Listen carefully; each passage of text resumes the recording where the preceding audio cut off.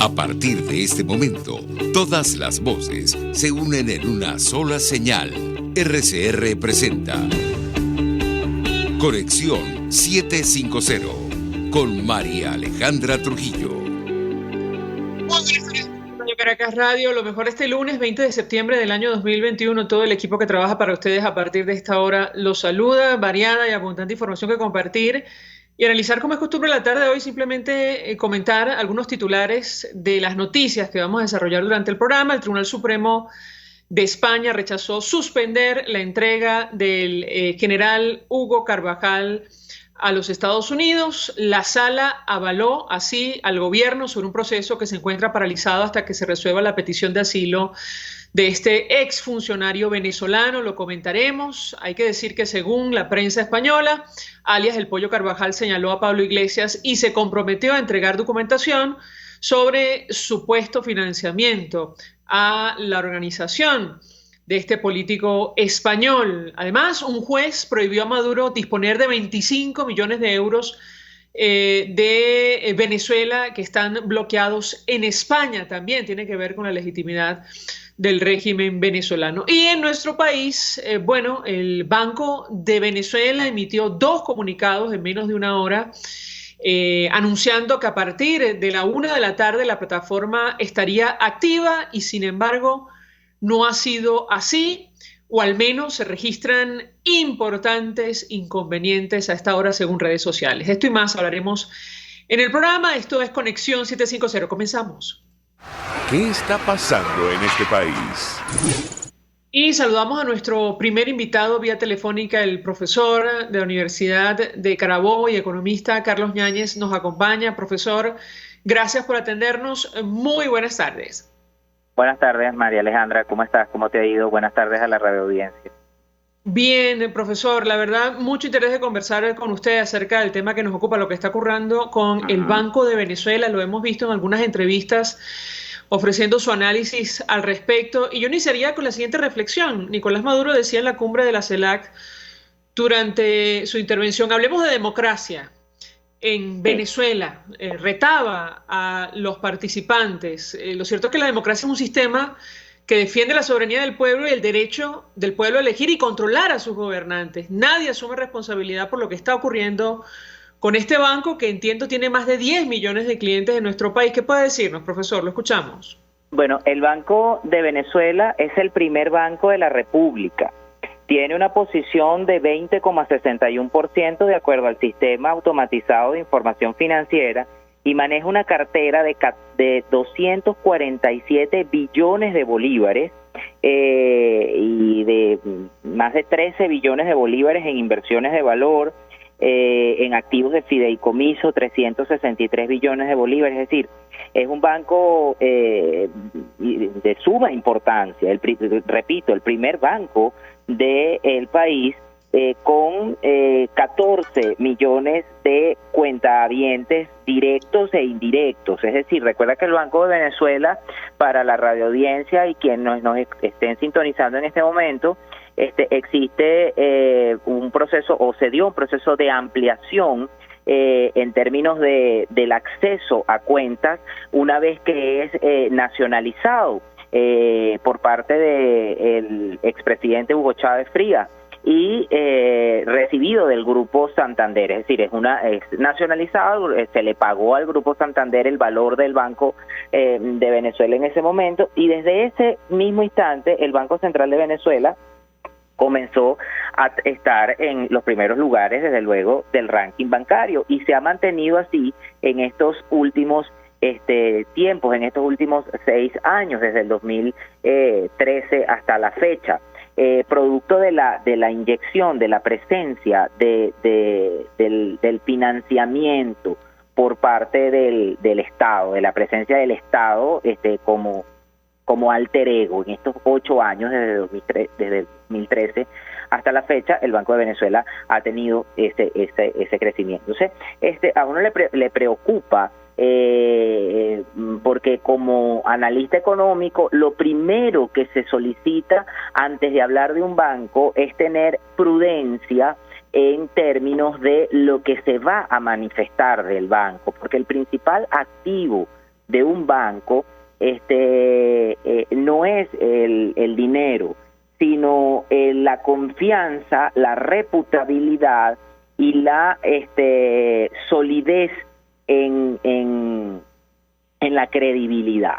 Entonces, cuando uno escucha, por ejemplo, en la CELAC al presidente Nicolás Maduro retar a los presidentes Mario Abdo Benítez y Lacalle Pou a un debate acerca de democracia, uno se pregunta, vaya, o sea, la democracia supone el acceso a la información y un tema de isonomía, de igualdad ante la norma. ¿Cómo se proponen estos debates o cómo se plantea un debate en un país en donde la falla del Banco de Venezuela, que quiero aclarar, María Alejandra, arrancó el miércoles 15 de este mes y el banco da respuesta el viernes 17 de este mes? En la mañana, primero atendiendo a una falla, primero indicaron que era una falla de carácter eléctrico por un transformador que había estallado en su sede principal, posteriormente que era una falla de sistema, y en la noche la vicepresidente para el área económica, la vicepresidente estratégica del área económica, del Cielodina Rodríguez, manifiesta que el Banco de Venezuela fue objeto de un proceso de hackeo o de ataque cibernético, con lo cual se afecta la reputabilidad del Banco de Venezuela y de toda la industria bancaria del país. O sea, son cosas que nadie en su sano juicio se permitiría manifestar en una cadena nacional. Desde luego, el banco sale de circulación y demuestra que es una falacia que en Venezuela todos tienen acceso a los dólares, que el dólar ha desplazado de manera simétrica al bolívar y que la población ya no utiliza el bolívar como mecanismo de pago. Por el contrario, la población en Venezuela subsiste autárquicamente en torno a lo que puede percibir en bolívares, sobre todo aquella población que no tiene acceso a fuentes de financiamiento o a fuentes constantes de entrega y consignación de dólares, porque bueno, sabemos que llega un momento que por mucha cantidad de dólares que circulen en la economía, que son alrededor de 2.500 millones de dólares que circulan en la economía, hay un límite para poder entregarlos de manera física. El mayor volumen de transacciones se hace a través de las plataformas tele y eso no abarca a más de un 5% de la población. Entonces, bueno, lo primero que demuestra la crisis del Banco de Venezuela es que es absolutamente falso de que hay un proceso de recuperación económica en la República basado en una dolarización de facto. Por el contrario, se ha embridado una altísima desigualdad en la población, se ha embridado una altísima iniquidad en la población y uno como analista económico se pregunta, haciendo exégesis histórica, en 2013, porque es que tenemos 23 años en este diario calvario de acusar a otro de la responsabilidad del Estado. De hecho, yo invito a la radioaudiencia y me tomo la licencia para invitarlos a que busquen mi artículo en el Carabobeño virtual, en el Carabobeño digital, acerca del omnisciente culpable eterno, que lo publiqué hoy acerca de, con el fin de que la gente tuviese un mínimo de criterio para entender de quién es la responsabilidad. Aquí en 2013 se inauguró el ex canciller Jorge Arriaza y el entonces ministro de la Banca Pública, Rodolfo Marcos Torres, hoy gobernador del estado Aragua, se inauguró en el estado Lara un procesador alterno de datos para el Banco de Venezuela, que supuestamente iba a actuar de manera inmediata y conjunta ante cualquier falla, y palabras más, palabras menos de Jorge Arriaza manifestó ante cualquier sabotaje. Estoy hablando de hace 8 años atrás. La narrativa del gobierno no ha cambiado en 8 años. Siempre la culpa es de un externo, siempre la culpa es de un enemigo invisible. Entonces, ¿cómo es posible que este servidor a esta hora, que son las 5 de la tarde, todavía no tenga respuesta del comunicado que el Banco de Venezuela dio, que hoy a las 2 de la tarde iban a estar todas las cuentas disponibles tanto en disponibilidad de recursos como en identificación de el cuentahabiente, y se siguen verificando inconvenientes para poder accesar al entorno virtual del Banco de Venezuela y poder hacer cualquier tipo de transacciones. Ahora, Entonces, profesor, fíjese la dimensión del problema, y le voy a comentar algunos tweets de usuarios del Banco de Venezuela escritos a la página, o mejor dicho, a la cuenta en Twitter de esta institución. Nairubi Hernández, por ejemplo, decía: la página del Banco de Venezuela ya logró abrir, pero la cuenta no está disponible, como si no existiera. De verdad que no hacen nada bien. Otro tweet, por ejemplo, les decía: se volvió a caer. Y desde la cuenta en Twitter oficial de la institución bancaria decían: buenas tardes, estimados, iniciamos un restablecimiento progresivo de nuestros servicios, por lo que es posible que no visualicen el saldo e histórico de operaciones. Y yo le preguntaría, profesor, es decir, las dimensiones de esta situación, tomando en consideración que en pocos días comienza una reconversión y habrá que eliminarle 6 ceros a el dinero que mucha gente tenía, el consolidado en su cuenta. ¿Qué puede decirnos? Lo escuchamos. Bueno, frente a el proceso de reconversión que elimina 6 ceros a la moneda, los desagia, los saca de contexto, 6 ceros a la derecha, que para algunos economistas y para la profesora Curcio, eso según ella no tiene mayor dimensión, y no tiene nada que ver con la emisión de dinero irresponsable, pero lejos de entrar en ese tema, cuando analizamos que hay 14 millones de cuentavientes que en este momento no tienen posibilidad de consultar su haber en cuenta para girar, frente a un comunicado del día de hoy en la mañana, antes del comunicado donde le colocaron hora, donde decían que podían seguir pasando los puntos de venta y el sistema biométrico y las mensajerías de texto como mecanismo de pago. ¿Cuál es el soporte que va a tener tanto el receptor de un dinero que no se sabe si está disponible, como el emisor de ese dinero que no tiene la posibilidad de advertir la cuenta? Es decir, Venezuela retrocedió a 1980, donde teníamos chequeras y teníamos que conciliar en el propio talón de la chequera lo que asumíamos que teníamos en el banco y hacer una cola en taquilla para pedir un estado de cuenta y verificar si ese proceso de conciliación bancaria estaba bien realizado, o no tenemos acceso a el siglo XXI, sobre todo en pandemia, como estamos viviendo en la actualidad. O sea, es absolutamente inverosímil el impacto psicológico que esto tiene sobre la gente, el daño antropológico que esto genera sobre los usuarios es inmedible. Hay un tema que ayer lo abordaba el doctor Ángel Oropesa en términos de la capacidad de tener control sobre el futuro y el acceso al bienestar. O sea, cómo una persona que perciba una ayuda, porque aquí pareciera que se olvida el contexto. Hay 6 millones de venezolanos fuera del país, 6 millones de venezolanos que emiten remesas a la República y que muchas de ellas son percibidas a través del Banco de Venezuela. Esas remesas que se enviaron, ese dinero que se envió, esos recursos que tiene la gente en el Banco de Venezuela van a quedar reducidos a una simple chanza, a una simple burla, a una simple canción, como colocaron en las redes sociales, que son líquidas, y no hay una respuesta institucional del primer banco de la República Bolivariana de Venezuela y de un equipo económico que acompaña al presidente Maduro. O sea, del ministro de Banca Pública, del ministro de Finanzas, del presidente del Banco Central, del presidente del Banco de Venezuela, que es el mismo ministro de Banca Pública. Entonces, esos datos que estaban en este servidor alterno en el Estado Lara y que debieron estar luego del 2013, María Alejandra, los servidores externos como estructuras físicas entraron en demodé, sobre todo aquel parapeto que nos mostraban, aquella cosa pintada de rojo como unos containers.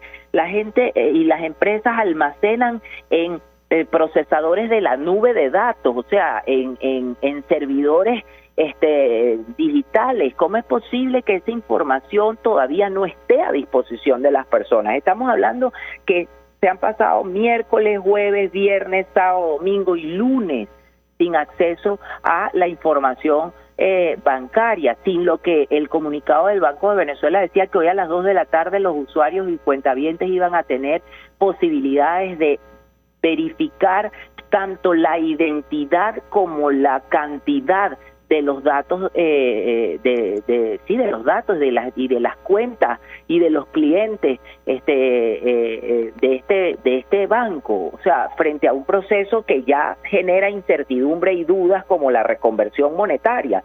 O sea, esta gente, ¿cómo va a hacer para ver sus cuentas? ¿Cómo van a movilizar sus cuentas? ¿Cómo se establece un proceso de pago en una economía donde no hay bolívares, donde no hay dinero en efectivo, donde la gente todo lo paga a través de una transferencia electrónica, donde la banca no se ha dolarizado? Porque lo que han anunciado un conjunto de bancos que por respeto y altura profesional me voy a eximir de indicarlos, pero 3 bancos, dentro de ellos uno público y 2 de ellos públicos, informaron que ya tenían toda lista la plataforma de pagos móviles en divisas. Eso no es así.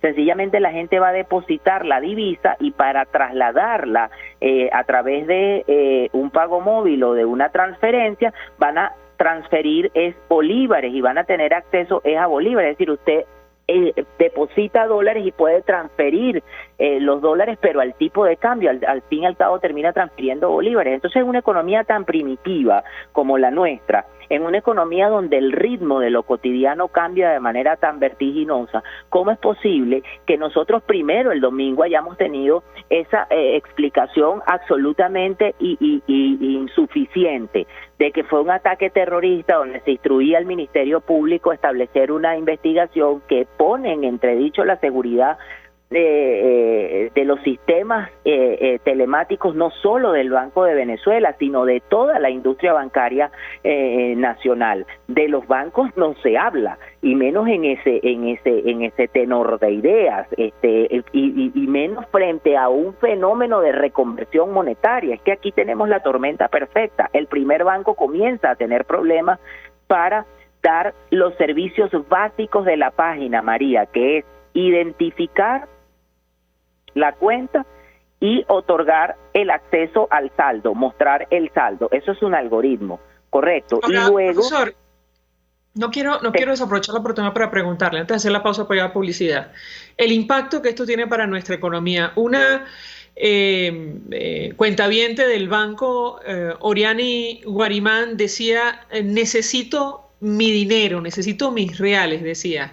¿Qué impacto tiene esta situación para nuestra economía y para los ciudadanos en general? Sobre todo pienso en aquellos que viven del diario o tienen compromisos que cumplir. Lo escuchamos.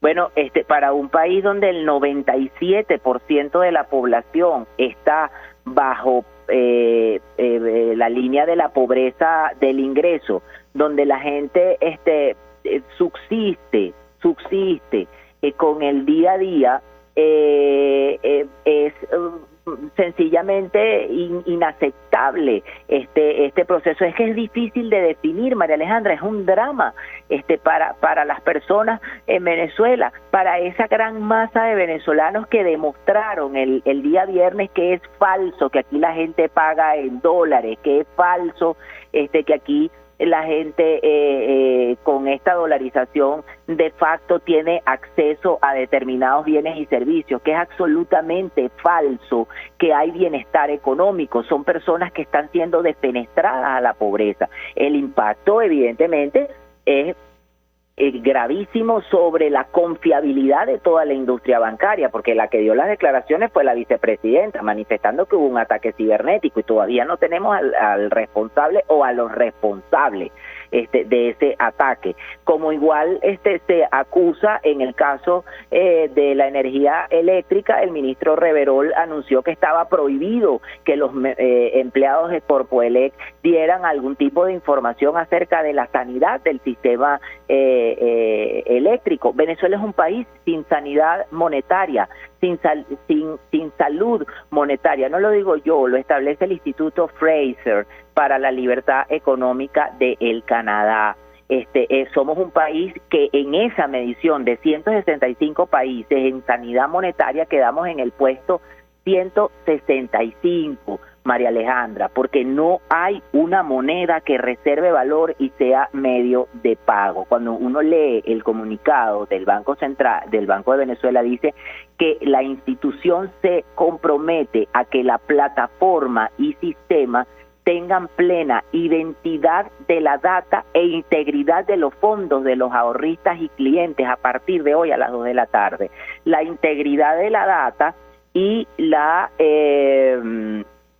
identidad de la data son dos procesos del algoritmo. Cuando nos metemos a consultar el APP, te piden un usuario, te piden una contraseña, ahí el banco verifica la identidad de la data y luego procede a otorgarte el saldo, que sería la integridad de lo que usted tiene depositado. Correcto. Entonces, ese elemental proceso de algoritmo no lo puede solventar el primer banco de la República, que aparte tiene un servidor que en 2013 se anunció en el estado Lara como una maravilla que iba a actuar frente a cualquier ataque. O sea, la gente puede buscar el vídeo en donde el ex canciller Arriaza y Rodolfo Marcos Torres, el ministro de Banca Pública, manifiestan esto. ¿Cómo es posible que en 2021 el primer banco de la República, frente a un proceso de reconversión monetaria, no haya tenido estos datos almacenados en este procesador de datos alternos y almacenados en un servidor en la nube? Bien. Profesor Carlos Ñáñez, no sé si sigue con nosotros y perdimos comunicación vía teléfono. Perfecto. Quería agradecerle profundamente por su análisis, por los comentarios, tratando de ayudarnos a entender esta situación irregular. Gracias, profesor. Simplemente leo uno de los tantos mensajes según el Twitter del Banco del Banco de Venezuela.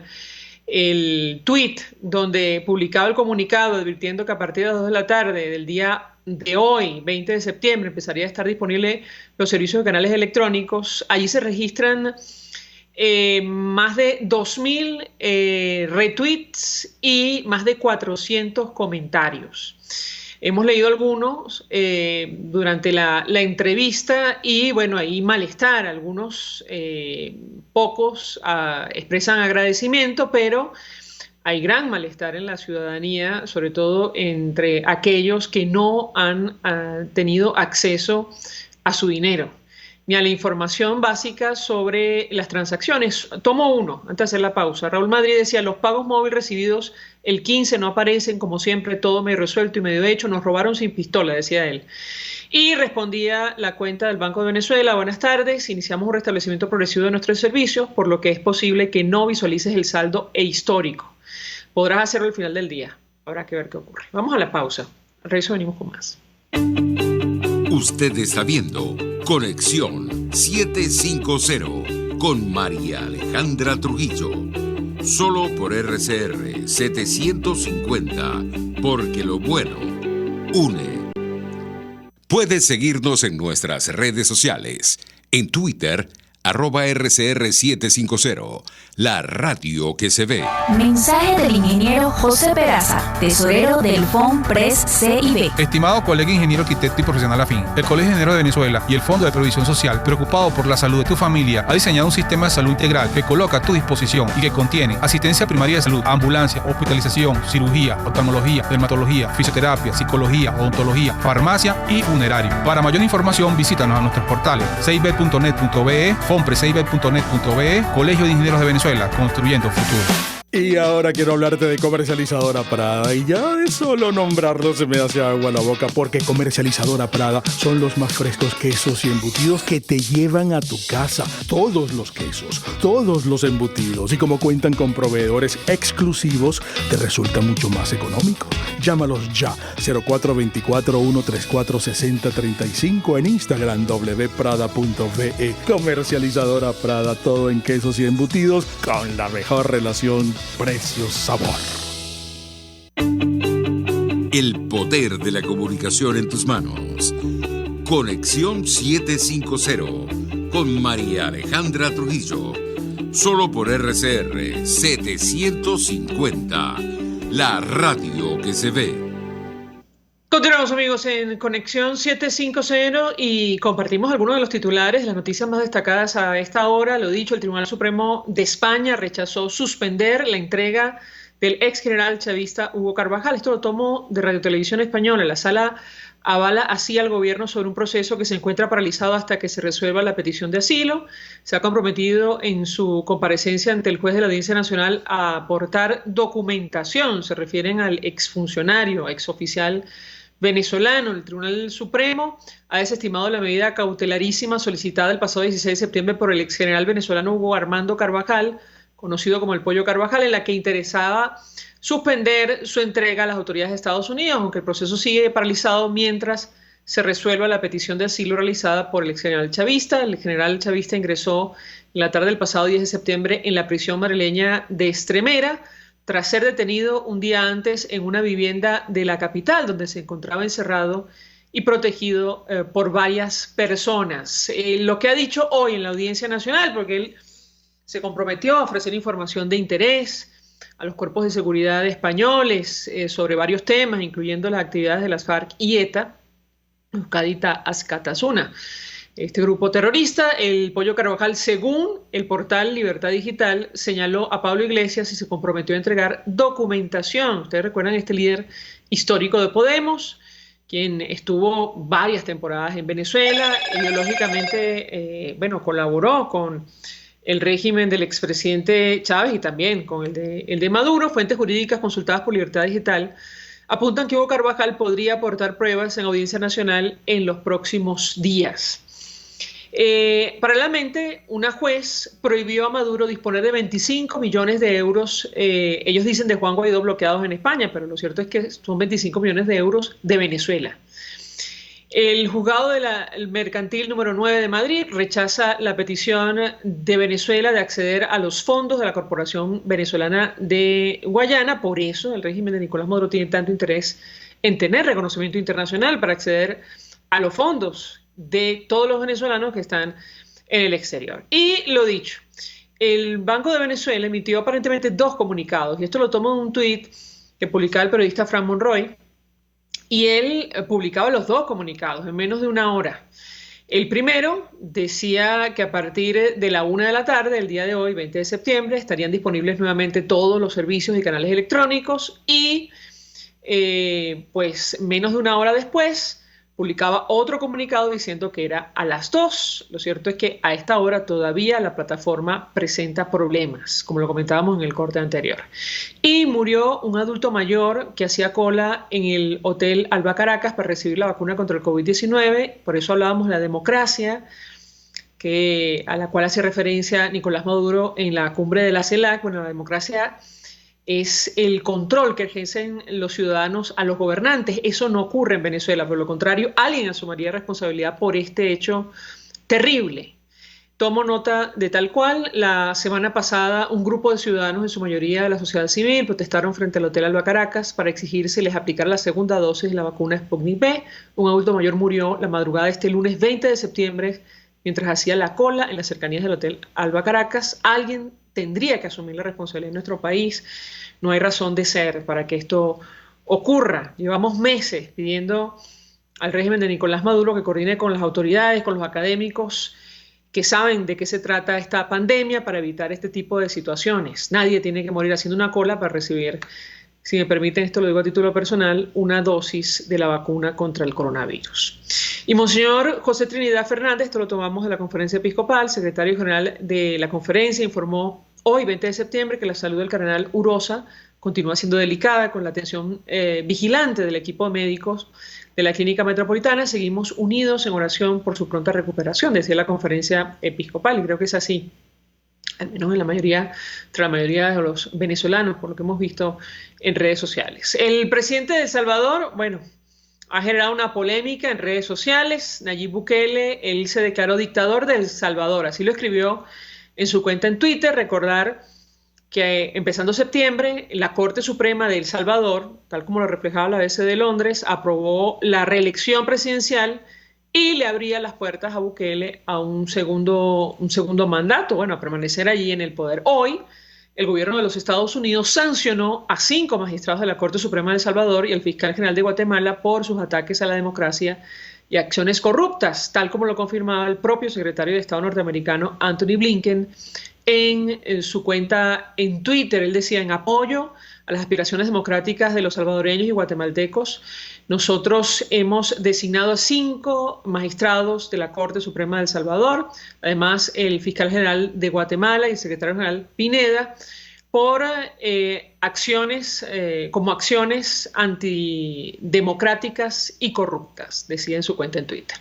El presidente de Perú, Pedro Castillo, hoy en una intervención en el Pleno de la OEA, negó este lunes en el Consejo Permanente de la organización que su gobierno sea comunista. Bueno, por los hechos los conoceréis. Ya vamos a reponer parte de lo que dijo. Muchos recordaban en redes sociales lo que aseguró también en su momento el expresidente Chávez. Ustedes recordarán: no soy socialista, Fidel Castro es un dictador, no vamos a ir contra los medios de comunicación, y miren lo que ha ocurrido 20 años después. Y el volcán que hizo erupción en La Palma, en las Canarias, en España, bueno, la lava arrasa con decenas de casas de pueblos de las Islas Canarias. Vamos a reponer algunos de los videos de la jornada. Vamos a iniciar con declaración de una de las abogadas de alias El Pollo Carvajal, afuera de los juzgados de la Audiencia Nacional. Ella explicaba, bueno, cuál va a ser la estrategia que van a seguir en este caso concreto. Le preguntaban acerca de la extradición, cuánto más podría tardar esto, y esto respondía la abogada de alias El Pollo Carvajal.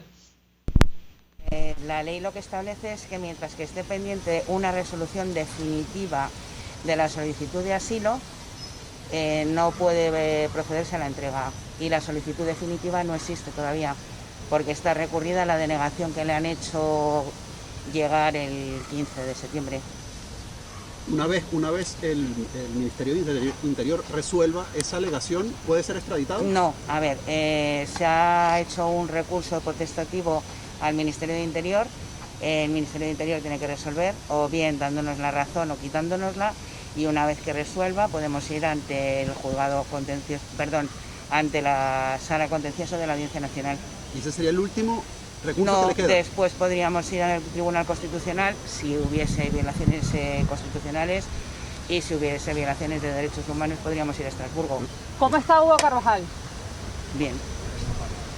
Pero ustedes confían en que esto, ustedes quieren ganar tiempo, que cuánto puede durar este proceso. A ver, él siempre ha dicho que confía en la justicia española y que él no tiene ningún problema, y además se lo ha dicho a Estados Unidos muchas veces, en llegar a un acuerdo o bien el procedimiento hacerlo fuera de Estados Unidos, porque en todas partes ya se le tiene como juzgado y condenado.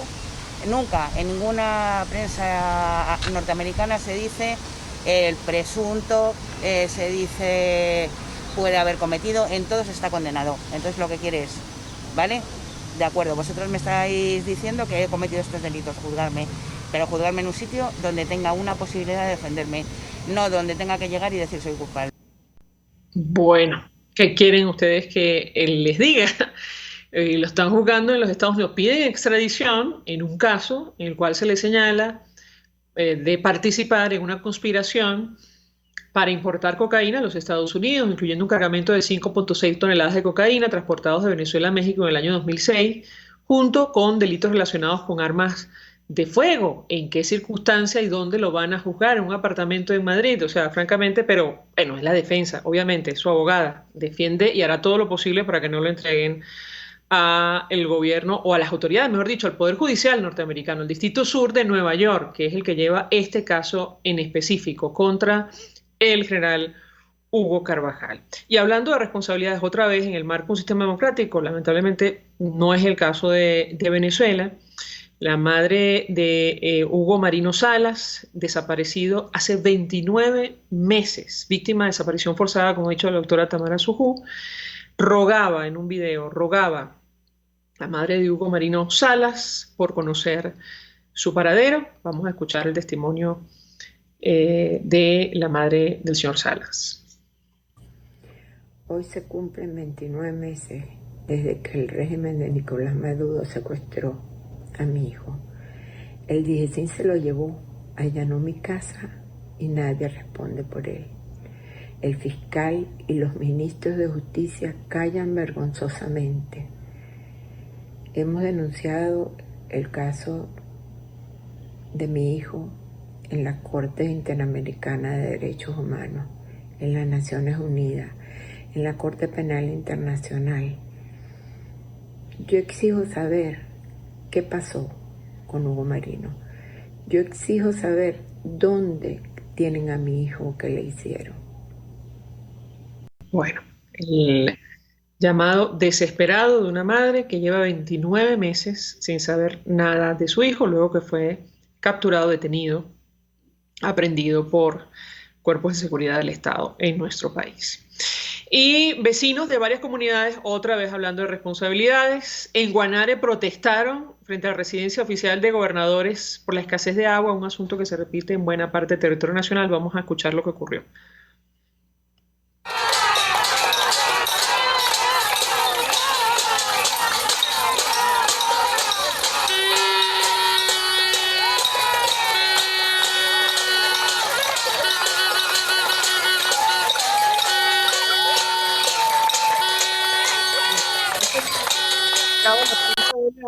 Estamos hablando de una comunidad que tiene varios meses sin agua potable, varios meses. Nadie asume la responsabilidad.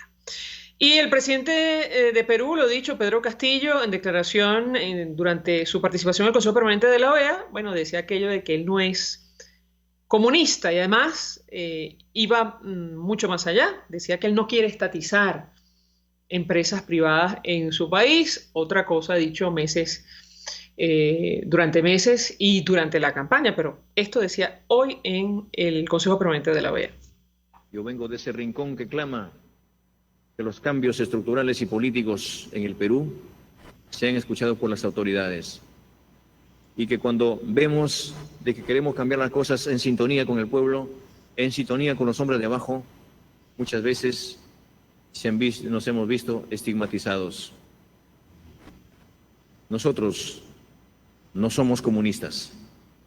Nosotros no hemos venido a expropiar a nadie. Nosotros no hemos venido a ahuyentar las inversiones. Por el contrario, a llamarlos a los grandes inversionistas, a los empresarios, para que vayan al Perú, para que lleguen al Perú. El Perú es eminentemente minero, tiene bastante riqueza, pero esa riqueza debe sentirlo el hombre más común. Bien, parte de las declaraciones que ofrecía hoy el presidente de Perú, Pedro Castillo. Insisto, durante la campaña él dijo que no iba a estatizar las empresas, él lo que iba a hacer era nacionalizarlas, que, bueno, dependiendo del alcance es más o menos un poco de lo mismo, pero habrá que ver en qué términos. Se ve que hay una discusión abierta en Perú, hay preocupación, como es natural, como la hubo en su momento en nuestro país, cuando inició la revolución bolivariana. Y bueno, él ahora ha salido a aclarar su posición. Y vamos a ver una de las imágenes que circulan en redes sociales sobre el impacto de la lava que avanza 700 metros por hora en las Islas Canarias. Veamos.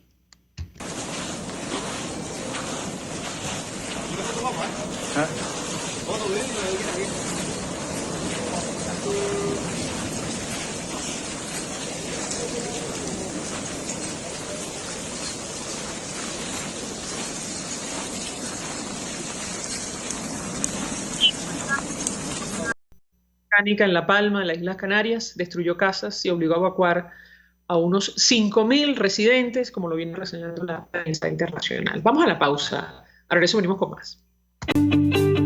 Estás en sintonía de Conexión 750 con María Alejandra Trujillo. Solo por RCR 750. Porque lo bueno une. Sintonícenos a través de Periscope, @RCR750, la radio que se ve. Mensaje del ingeniero José Peraza, tesorero del FONPRES CIB. Estimado colega ingeniero, arquitecto y profesional afín, el Colegio de Ingenieros de Venezuela y el Fondo de Previsión Social, preocupado por la salud de tu familia, ha diseñado un sistema de salud integral que coloca a tu disposición y que contiene asistencia primaria de salud, ambulancia, hospitalización, cirugía, oftalmología, dermatología, fisioterapia, psicología, odontología, farmacia y funerario. Para mayor información, visítanos a nuestros portales cib.net.be, fonprescib.net.be, Colegio de Ingenieros de Venezuela, construyendo futuro. Y ahora quiero hablarte de la estación de servicio del Club Hípico, esa misma frente al Terras Plazas. Te invito a que la sigas en su Instagram, @bpterrazas, donde en su historia están informando permanentemente la dinámica diaria en cuanto al servicio de surtido de gasolina. Con todos los mecanismos de pagos, la bomba Terrazas del Club Hípico cuenta con una gran tienda de conveniencia donde podrás encontrar todo lo que necesitas, tanto para ti como para tu carro, y también con atención de baterías Duncan. Estación de servicio Terrazas del Club Hípico. Calidad y servicio de primera clase.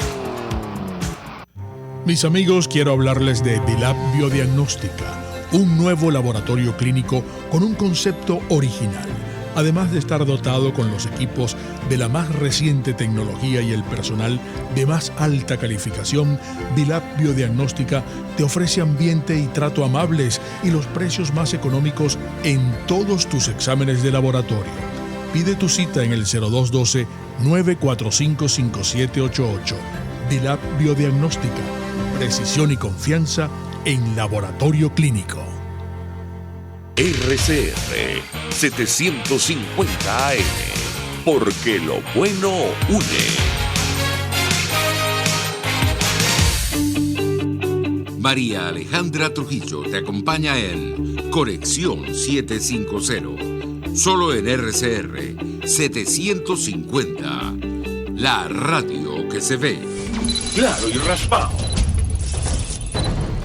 Continuamos, amigos, en Conexión 750 y decíamos que en cualquier país democrático alguien asumiría la responsabilidad por la muerte de un adulto mayor que, falleció haciendo la cola para recibir la vacuna contra el COVID-19 a las afueras del Hotel Alba Caracas. Es un tema sobre el cual venimos hablando durante meses. Nos acompaña el doctor Unidades Urbina, secretario de la Academia Nacional de Medicina. Él es médico, pediatra, intensivista, fue director del Hospital de Niños JM Los Ríos. Doctor, como siempre, gracias por atendernos. Buenas tardes. Buenas tardes, María Alejandra. Muchísimas gracias por la invitación. Saludos a todos tus oyentes, a tu equipo de trabajo. Pues, doctor, le pedí un primer comentario acerca de este tema. Insisto, llevamos meses hablando de, primero, la necesidad de la vacunación masiva para hacer frente a la pandemia de coronavirus en nuestro país. Y lamentablemente las cosas no se han resuelto. De hecho, hoy nos toca hablar de la muerte de un adulto mayor que estaba esperando en una cola infinita, le diría yo, a las afueras del Hotel Alba Caracas. ¿Qué puede decirnos? Lo escuchamos. Sí, seguimos viendo, María Alejandra, una vacunación que realmente no es masiva, una vacunación irregular, con una cantidad de personas, sobre todo las personas adultos mayores que tienen que estar en una fila bajo un sol inclemente, sin agua. No todo el mundo tiene una posibilidad de llevarse un termo, que tenga alguien en la casa que le lleve alguna comida para las horas que puede estar. Entonces, seguimos viendo cómo de una manera casi irresponsable, de una forma denigrante, toda la población venezolana que está ávida de que le pongan su vacuna, tiene que hacer unas filas inhumanas cuando usted puede decir, hoy voy a poner en tal lugar tantas vacunas, van a ir tantas personas. No esas filas inhumanas que particularmente pienso que son para tomar una imagen, mandarla a las redes sociales a nivel mundial y poder decir, Venezuela está vacunando masivamente, cuando hasta al día del viernes 17 en la página oficial de la Oficina Panamericana de la Salud da cuenta que apenas han recibido el esquema completo 4 millones de personas, que equivale apenas al 14.88% de la población venezolana, y deberíamos llegar, según el ministerio, a la vuelta dentro de 15 días al 70%. Para este paso vamos a seguir viendo esas colas inhumanas donde puede suceder cualquier cosa. Sobre la Mesa Nacional de Atención Social, doctor, lo comentábamos con la audiencia hace algunos minutos, la academia, el sector salud, los profesionales en nuestro país han rogado que se establezca algún tipo de coordinación para evitar situaciones como esta, para que exista un orden, transparencia en el manejo de las cifras sobre la pandemia y sobre la vacunación. ¿Qué puede decirnos? Lo escuchamos.